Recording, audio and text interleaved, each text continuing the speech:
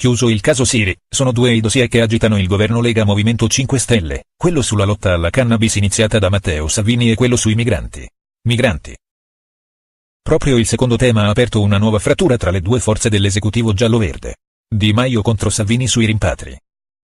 Matteo Salvini continua a spingere per la politica dei porti chiusi e ha fatto sapere al premier Giuseppe Conte di aspettarsi un salto di qualità per quanto riguarda la gestione dei rimpatri. Il Movimento 5 Stelle dal suo canto ha iniziato a caldeggiare la politica dell'accoglienza condivisa con l'UE e ha scaricato il caso rimpatri sul ministro dell'Interno, sottolineando che si tratta di un fascicolo di competenza del Ministero dell'Interno. Il nuovo scontro tra Salvini e Di Maio è sui rimpatri e sui porti aperti. La discussione si è infiammata con un nuovo scontro tra i due vice premier. Matteo Salvini ha assicurato di essere pronto a dare battaglia ai nostalgici dei porti aperti, mentre Luigi Di Maio, con un lungo post condiviso sulla propria pagina Facebook, ha paragonato il leader del carroccio a un alunno che non ha fatto i compiti a casa. Rimpatri, Luigi Di Maio su Salvini, un alunno che non ha fatto i compiti a casa.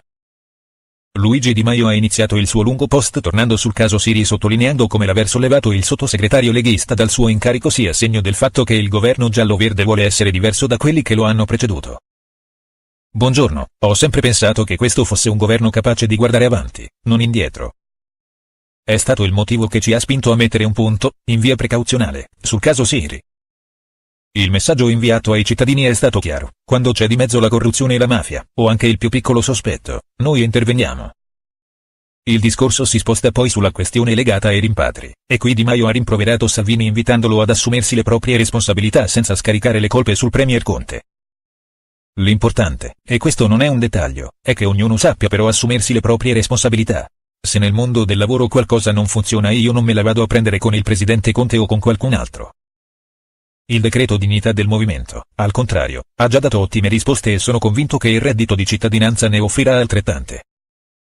Non può essere colpa sempre degli altri, so via. E mi riferisco ai rimpatri. Insomma, ognuno pensi al suo e lo faccia col massimo dell'impegno. Se c'è uno stallo, il Movimento 5 Stelle è felice di dare il suo contributo e di aiutare. Questa è la scusa dell'alunno che non ha fatto i compiti a casa. L'allarme di Di Maio: Salvini smentisca le telefonate con Silvio Berlusconi per fare cadere questo governo. L'obiettivo è il risultato. Il leader pentastellato ha poi chiesto a Salvini di smentire le notizie su alcune telefonate intercorse con Silvio Berlusconi durante le quali i due si sarebbero confrontati su una strategia per far cadere il governo con il Movimento 5 Stelle. Ciononostante, leggo che ci sarebbero state telefonate tra la Lega e Berlusconi dove si parla di fare cadere il governo. Mi auguro siano smentite queste telefonate, poiché quello che stiamo facendo noi va proprio nella direzione opposta a Berlusconi ed è quello che la sinistra e il PD non hanno mai avuto il coraggio di fare in 30 anni.